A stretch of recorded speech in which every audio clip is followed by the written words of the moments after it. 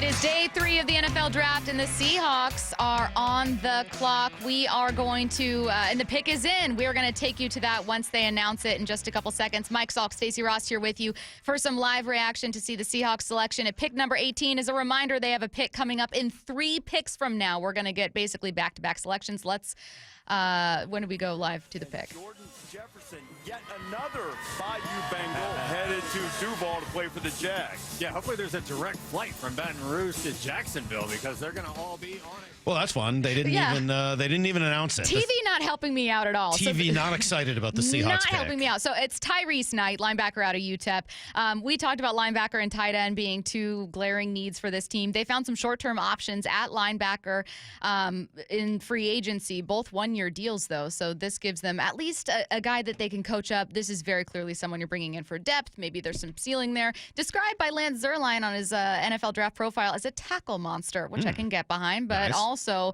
apparently is a freestyle. He says a freestyle or lose track of his run fits. This is a guy who is going to need to be coached up for sure. Yeah, it's interesting. There were just looking at Mel Kiper's and ESPN sort of best available. He was the 7th best available linebacker. That doesn't mean that he's not going to be better than the 6 who they still had listed ahead of him. That was Jeremiah Trotter and Curtis Jacobs from Penn State. Ulofoshio here from Washington, a guy from Mississippi State, Nathaniel Watson, Jalen Ford from Texas, Jordan McGee from Temple, and then he has Tyrice Knight. So, again, this is somebody that they must like a little bit more than maybe the draft analysts had him valued.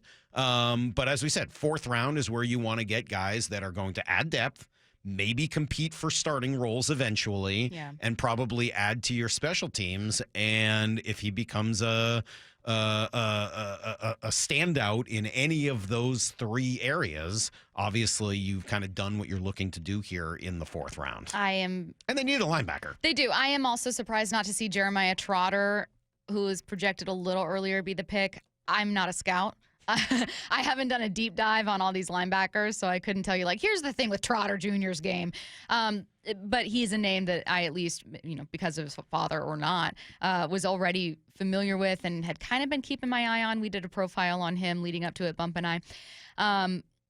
Look, if we're talking about addressing needs, I think it's also worth mentioning what you already have there. Brady Henderson pointed out the contracts that they have for Baker and Dodson are not like take a flyer on this guy contracts. They're starter contracts. Yes, they're short term. It's a 1-year deal.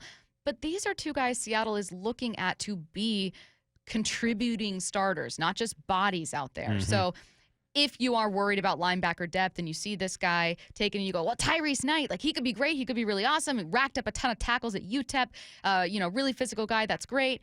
Well, if there's some red flags, hey, he's a day 3 guy. Yeah, I also and these are 2 starters. 6'1", 233. Where's number 10 in the middle of that UTEP defense? I don't know. For some reason, that gives me a little Bobby Wagner vibe. Are you gonna? Is he gonna be your random pick and favorite? No, I'm just watching some of the highlights of him, and the Seahawks are just about back on the clock here with the number 121 pick. So we're gonna get another Seahawk here in just a moment or two. But yeah, I'm just kind of looking at him, going, there's a little Bobby Wagner there to me. 6'1", 233.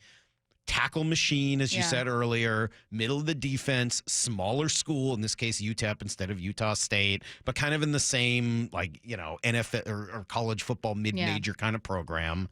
And, I kind of looking forward to seeing a player like that in the middle of their defense and seeing what that looks like. I'm very intrigued by 2 things that are immediately obvious but also important. Number 1, that 2 of the 3 picks made by Seattle are on defense. And number 2, that all 3 are at areas of need. No cute picks, no zigging when others zag, and also addressing a defense that needs a lot of help.